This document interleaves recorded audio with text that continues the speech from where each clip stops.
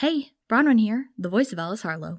Pledging to our Patreon is a quick and easy way to help support us in creating Station Arcadia, but we understand that not everyone is able to give financially. Sharing Station Arcadia with others in your life is another great way to help us out. This could mean recommending the show to friends and family, posting about it on social media, or talking about it in podcasting spaces. Word of mouth is the most effective way for a show to grow, and we really appreciate your help. Thanks and enjoy episode 10, Wreckage. Welcome, anyone. Breathe in and out. You're listening to Station Arcadia.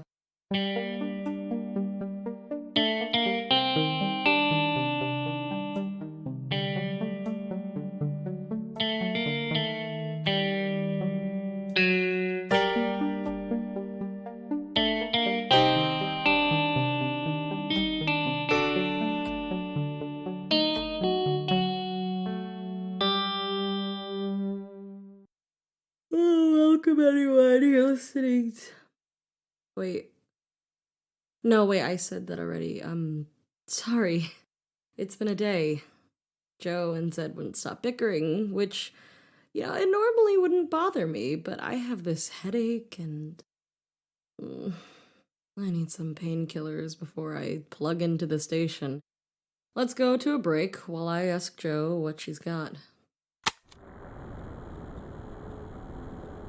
Hello, Miss Moore. Thank you for dropping in our little show tonight. Oh, well, it's really not that big of a deal. It's not every day we at 7RC get to interview a candidate for premiere. Well, I'm just glad somebody actually wants to talk to me. Well, let's start off with some personal stuff, shall we? We can save all the boring policy stuff for later. Yeah, that sounds great to me. You were born here on Island 7, right? Yeah, I lived here for a few years before my parents moved to Island 3 to work at Oko University. I came back here to campaign, but I'd forgotten how bad the humidity was. Don't I know it. So did you go to Oko University? Yes. What did you study? Political science. Did you enjoy your time at OQ? Yeah, their programs were good, and I met some great people there. That's actually where I met my campaign manager, Sorren. He's my best friend. And now you're working together. It's got to be fun to work beside a friend. He can be a little overbearing, but sometimes that's a good thing. Of course. Now, on to that boring politics stuff we mentioned earlier. Your campaign is doing pretty well these days, isn't it? Yeah, that's right. We had a bit of a rough start, but have made some good headway in the past month or so. What sets you apart from the other candidates? I've been hearing a lot of buzz about your unique approach. Tell me more about that. Well, the big thing is that a lot of my policies are quite long-term. Knowing how to guide the islands in the short term is one thing, and I think our current leadership has been doing a great job on that front, but it's time to look to the future. Where do we want our islands to be in 10, 20, 50 years from now? What about 100 years? My team and I have been considering these questions, and I'm ready to put plans into motion that will benefit not only our present selves, but future generations. I see. Do you believe your age or lack of political experience will affect your ability to lead, or the choices you'll make as premier? I do not. I've studied politics extensively, helped to organize community events such as Night of Song Memorial in Oko, and am always willing to learn and improve. Many older residents of the Gannet Islands grew up on the water, or were born shortly after our return. They see these islands as something impermanent that could be taken away. Their perspectives are important, but I believe it's time to plant more serious roots and invest in our future. What a great response. It looks like we're just about out of time. Next up on 7RC, an amazing story on this year's contestants for the Island 7 boat races. Thank you very much for coming out today, Ms. Moore. Thank you for having me.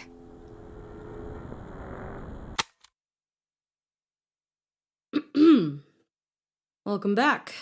Hopefully my headache will go away soon. But in the meantime, well, let's just get through this, shall we? Captain Torren has been on the water his whole life, and he's been fishing for most of that.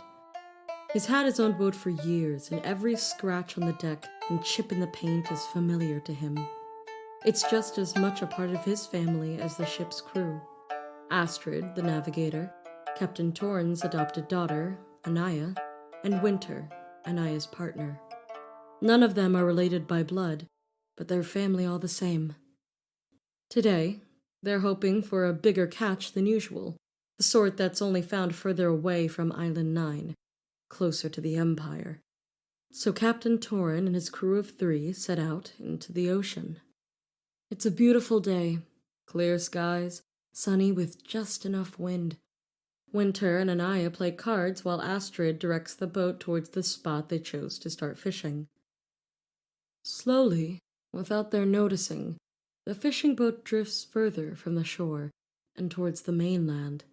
Captain Torren is leaning on the rail, looking up at the sky when he realizes exactly how close to the Empire they've come. Then, in the distance, he hears the first bomb fall. He instantly gives the order to head in the opposite direction of the bombs, and the other members of the crew join him in his work. They need to get as far away from the coming conflict as possible. Their boat isn't equipped to survive a fight, not in the slightest. It's a fishing vessel, unarmed and small. Even though it's speedy, it isn't a match for the warships of the Empire, and if they get in a skirmish, they'll go down quickly. Captain Torren stands on top of the ship's cabin with his spyglass, knee-deep in plants, and watches as the warships and planes on the horizon come closer and closer. They won't be able to outrun them. He looks down when Astrid yells. They run up to him and point wordlessly in the opposite direction of the approaching warships. The captain turns to see a second line of ships and planes. They're about to be trapped in the middle of a battle. The first plane zooms overhead, and a bomb crashes down into the water. Captain Torren almost falls off the roof as he topples into some of the plants on the cabin. His hat and spyglass go flying overboard as the ship rocks violently. The second bomb crashes into the water as well, sending the ship tipping wildly again. Captain Torren watches numbly for a moment as the playing cards flutter over the railing. He leaps to his feet and starts to give orders. He's going to do everything he can to get them through this. There's still a chance that their small boat will be able to maneuver through the Empire ships and back home. At least, until a cannonball slams through the mast of the boat. Captain Torren covers his head as shards of wood and sails rain down, watching his boat, his home, ripped to shreds. Captain Torren gathers the crew together in the cabin, and they watch as the air around them is filled with smoke and explosions. Winter and Anaya hold onto each other like the ship will fall apart if they let go, and Astrid is pale and silent. Each one is trying to stay strong for the other 3. Captain Torren gives them the news they all knew was coming. Unless they were incredibly lucky, they weren't getting out of there. Alright, listeners, let's go to our second break for the night.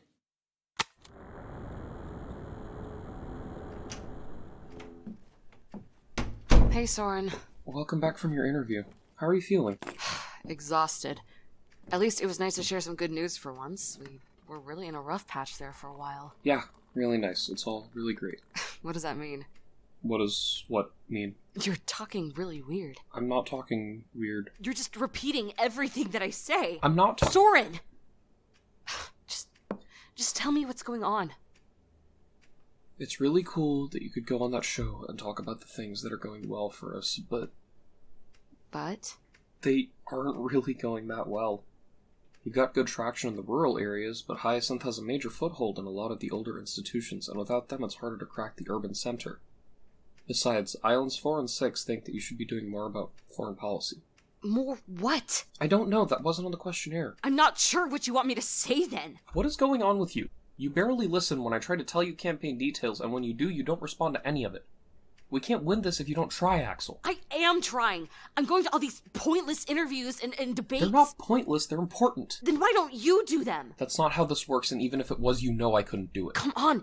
Every time we get even a little close to a lead, we just fall back again. You're arguing your opposite point now. Are you trying, or do you want to stop? You're just more invested in this than I am. You are the one who asked me to join this campaign! What happened to the woman who showed up at my husband's apartment, saying she wanted to make the world a better place? I didn't really want to do this. I mean, I did, but not like... My whole life plan after graduating was to run a fishing shop. maybe run for mayor or city council of a small town on Island 3, but I saw Hyacinth was running for premier and all her policies were terrible, and no one was seriously running against her. I had to do something. And I can handle it, I know what I'm getting into. This just isn't what I expected. I'm sorry, Axel. Don't be. I'm the one who made this choice. You're right. I haven't been taking this seriously enough. This is bigger than me, and I can't keep getting bogged down at what could have been. If it's any consolation, I'll be right by your side for this whole thing. Even your future assassination. Stop it. It'll be incredibly unfortunate. I don't know how I'll continue, but somehow I will know that you're still there, in spirit. That will make it all worth it. You seem way too invested in this fantasy. Only a little bit. Let's go over the areas our campaign is falling behind, shall we? And this time I'll actually listen.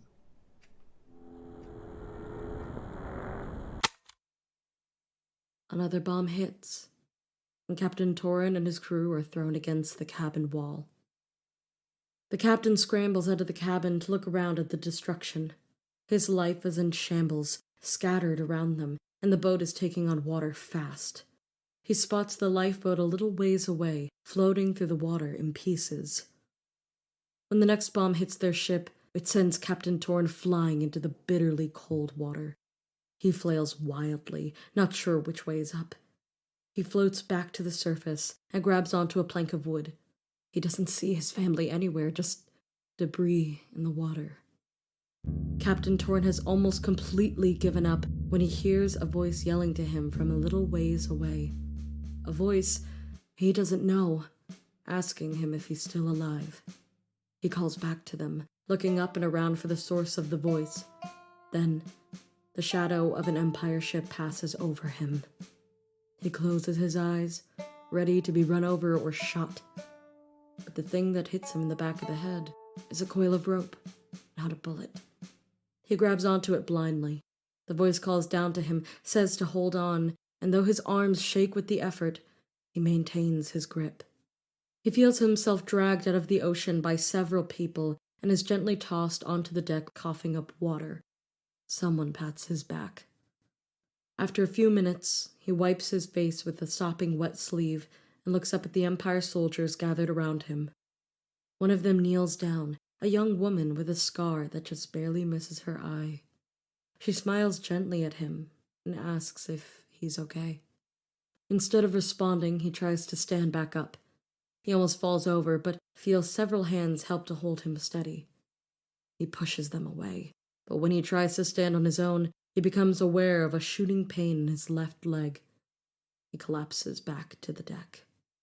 The captain asks about his ship and his crew, and is met with shaken heads. The young woman with a scar hands him a canteen. A slightly older person helps him out of his soaked coat and hands him a blanket. He doesn't resist. He doesn't have a reason to. After all, everything he loved is gone, lost to the bombs and the ocean waves. There's a sudden burst of yelling on the other side of the deck, and he looks up to see the soldiers pulling a second person up from the water. He tries to run towards them, but his injury keeps him pinned in place. The young woman gives him a hand up and helps him limp across the deck. The person lying in a puddle of seawater and blood is Anaya, his daughter, still alive, but just barely. He drops to his knees next to her and looks up at the soldiers. He asks with genuine confusion, "Why did you do this?" The woman with the scar shrugs. "We're just following orders." The words look like they're hurting her. She offers to help him below decks where it's safer and he can see a medic. Exhausted, he accepts, and she helps him limp below decks while two other soldiers carry Anaya. By the time his wounds have been treated and he's drifting off under sedatives, he still doesn't know if Anaya will survive or where the rest of his crew is. He can still hear bombs and gunfire from the battle, and for all he knows, this ship will sink as well before the sun sets. But for now, he's alive. And with that, on that great note, I'm gonna go to sleep for a few days straight. Stay safe, stay moving, and stick close. You've been listening to Station Arcadia.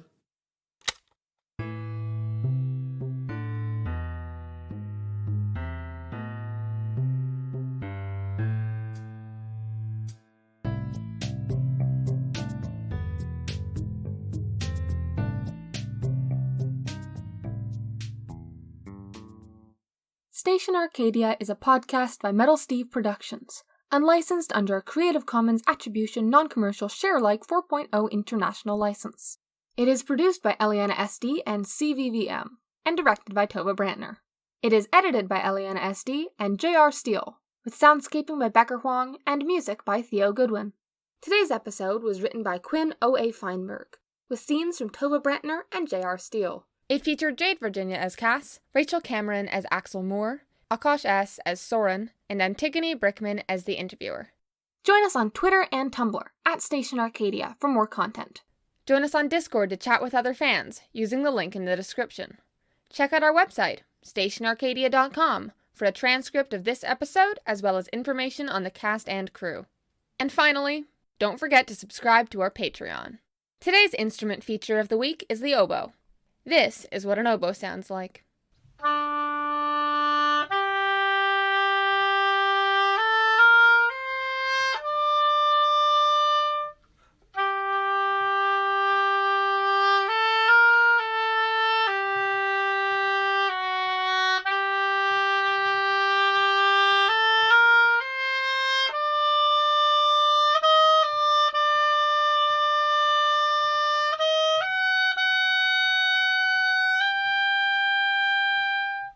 Thank you. Tomorrow I'll do something out of stories. My feet will walk on earth that is not of earth. Unforeseen circumstances are hard to prepare for. If you can prepare for them, they're foreseen. Unless our plans change catastrophically, it should be fine. I have been asleep for decades. How much more patience do you want? They're growing us a village next to the base of a space elevator on a brand new planet. For you to have this new and better world, I have to stay behind and make it. Unimaginable animals. You didn't try the cheese. What will it mean for all the stories you've told me to be alive on a new world? It's so beautiful. Trust me. Here we go. Check out This Planet Needs a Name everywhere podcasts are found.